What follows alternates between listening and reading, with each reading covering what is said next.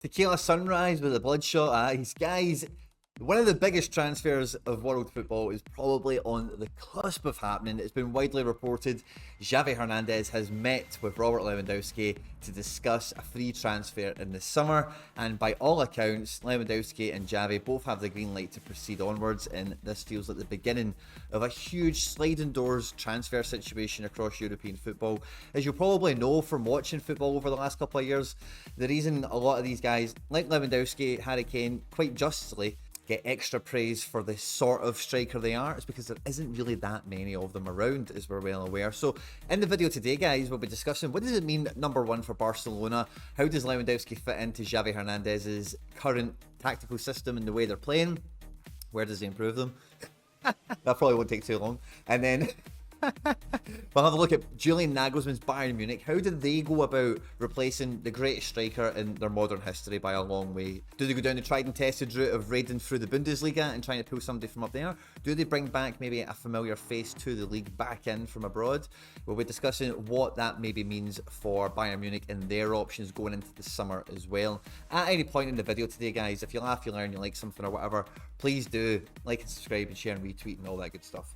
Stay out of trouble, and let's get stuck into it.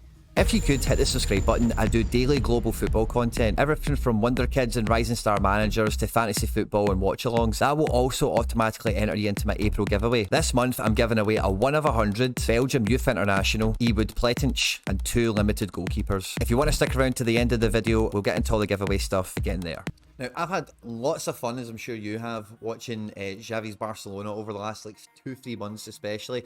Fortunately enough, I was able to go and see the team actually live in person play some La Liga football at Elche, which was fantastic to see up close and personal because we were in the 4th row. You could really taste the match. It was absolutely fantastic. And you know, it was funny. I was driving into the studio today in the car, and I was just listening to the radio and whatever. I was thinking, you know, it's funny because Aubameyang, this kind of short-term loan that they've struck up with him, it's allowed Xavi to really build the team with a striker like that in mind. And we know they've long been linked to Alvaro Morata to come into that position because he does that same kind of job for the Spain team. I personally thought maybe Aubameyang was a little bit of rotation relief maybe for Depay, because Depay's had a great season at Barca. I don't think that can be taken away from him, especially when the team was really bad. He was the one shouldering the responsibility of getting points on the board for the team, you know. So I think he can definitely have his head held high this season.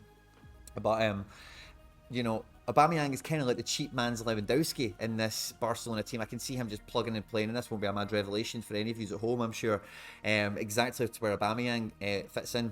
I don't think Aubameyang is going to be kept on. You know, I think Luke de Jong is getting a bit of a reputation for super sub on the last 5-10 minutes, do that fox in the box role for just letting the balls come in and getting the goals put away.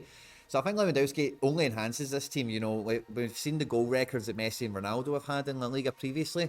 This current version of La Liga is actually really interesting. When you look at right across the board, there's lots of interesting managers and interesting teams building some really good projects of all different shapes and sizes. But I would very comfortably say I could see Lewandowski doing Messi and Ronaldo numbers. And Lewandowski's the most disrespected footballer in world football when it comes to the hierarchy of the Ballon d'Or and awards given out and such stuff. So him going to Barcelona, for me, Lewandowski has to be nailed on for Ballon d'Or, because I think he'll get 40 plus goals in a full season with Barca, and doing that in Spain gets you much more kudos for Ballon d'Or than it does in Germany. This also moves Barcelona into a really strong negotiating position for Ousmane Dembele. Previously, we'd thought, because of all the blue tick accounts on Twitter, all the journalists in the know talking about Dembele signed for PSG and he's already met with them and all the rest of it. Apparently now, Barca are back at the table. They're talking to Dembele's agent in somewhere like Marrakesh or something like that. I'm pretty sure I've seen the report was, and they're looking to keep him in. And then when he hears Lewandowski's coming, you know, Ousmane Dembele's got a really difficult situation on his hands. Stay at Barca in his current vein of form under Xavi and play with Lewandowski, or go back home to France and play with Messi and Neymar to replace Mbappe. It's a great position for the guy to be in, and he's been the most in-form elite player in world football for the last 3 weeks or so. And I'm just hoping he's not got a shade of the Chris Commons. If you're a Celtic fan, you'll know what that means. But basically, these guys that are perennially injured and talisman, but they always come good right as soon as contract negotiations are due. So I hope he's here to stay, and I think he potentially, along with Ferran Torres, who's been playing this kind of David Villa role under Xavi, which has been brilliant for me to watch, having his card and whatnot. But that front three there, that potentially could go on to rival some of the best front threes Barca have had in the 21st century. So I'm really looking forward to seeing how that all pans out. Now, when it comes to Julian Nagelsmann's Bayern Munich, there is a wide plethora of different options and opportunities that could be open to them. The number one target they've got at the moment, of course, is Karim Adeyemi from Salzburg. It feels like he's going to Dortmund, but Bayern do have the ability to, you know, come in and out-muscle Dortmund. We've seen it in the past, even with Dortmund's own players.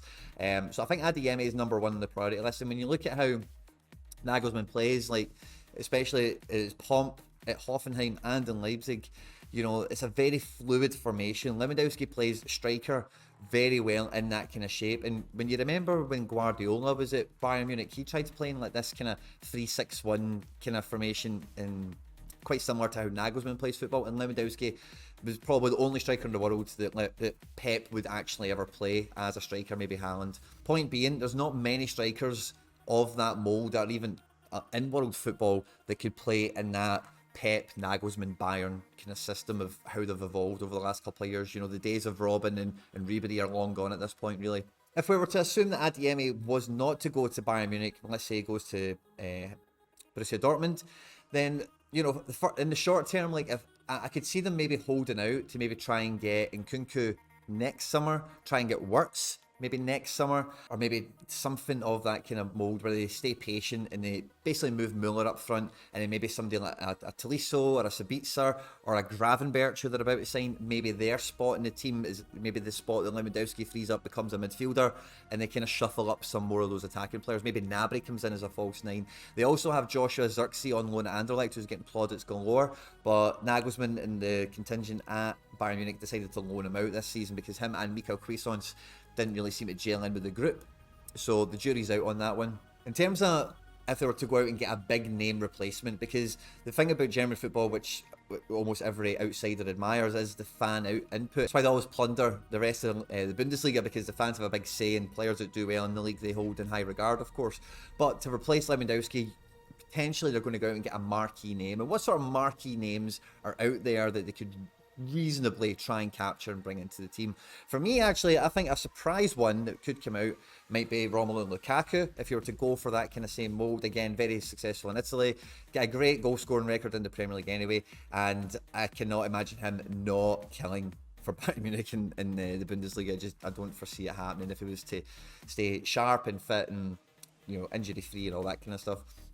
Another one that's been kind of banded about, and this kind of comes back into the Nagelsmann links, is Timo Werner. You know, Timo Werner's been kind of linked to Bayern Munich a little bit over the last year or so, and you know, it could be quite easy to get him out there now with all the things that are going around. Premier League don't really seem to be taking to him. A lot of the press and, you know, don't give him a really good rep, but I think you could slot him right into this Bayern team, play alongside Gnabry and Sané like he does for Germany, alongside Muller, and that could be an incredible transfer if it was to pay off. And I don't think it would actually be terribly expensive.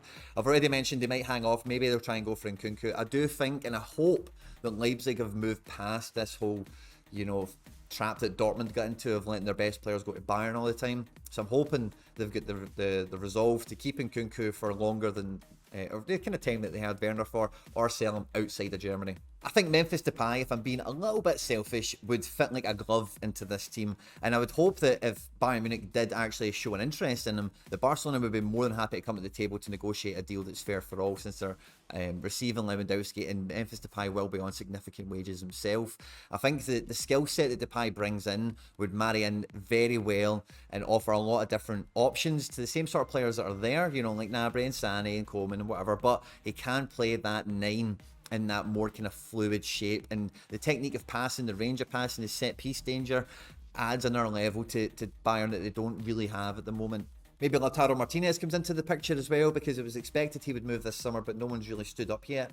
And probably the most left field one that I do not think is likely, right? But I think if it was to ever happen, this is the best opportunity for it to happen, if it was ever to happen, and I don't think it will. It's Cristiano Ronaldo. Now, Cristiano Ronaldo, before you jump on the comments and the keyboards and all that, you know, he wants to win it all. He wants to go everywhere. He's not his old self. He could just sit at the top of that team, you know, for 30 games in the league, 5 or 6 games in Champions League, or, you know, whatever. and maybe he doesn't get paid next to nothing, a 1-year deal, just come in for 1 year to get some medals. They've done something kind of similar, and I know it's different because it's a manager, but when Ancelotti came into Bayern Munich, it was a similar kind of vibe. You know, Ancelotti was not a Bayern Munich appointment, and he just came in and won the league and stuff like that. He was half asleep most of the time. And, you know, so you never know. If it ever was to happen, this is the opportunity. I don't think it will happen, but hey-ho, you never know. Because they'll get a huge wage release from Lewandowski leaving. Maybe they sell that boy Xerxes for a couple of million to somebody. Maybe Sabitzer to lease. So maybe they sell some guys, you know, they are a rich team, you know. And if they were ever to do it, hey, why not? Let me know your thoughts in the comment section down below, guys. Do not forget to like, subscribe, and share, and retweet, and all that good stuff. Stay out of trouble, and I'll catch you on the next one. Take care. Bye-bye. Let's get into all the giveaway stuff before I let you go. I'm still doing monthly giveaways, and I'm making it easier to enter. If you want to be entered to win this month's prize or any future giveaways here at the channel, all the same rules will always apply. Hit the subscribe button, you need to be a subscriber to enter, then leave a comment down below. Each month, a random comment from a random video will be selected as the winner, so the more videos you leave a comment on, the better the chance you've got of winning any of my giveaways. All the winners are announced at the end of videos the same way as we're doing here. The best way to keep up with the content has always been to hit the notification bell with all notifications turned on. As always, guys, if you've enjoyed the video today, I'd appreciate it if you hit the like button. On screen now is some other stuff that I've made that YouTube thinks you might enjoy. Stay out of trouble, and I'll catch you on the next one. Take care. Bye-bye.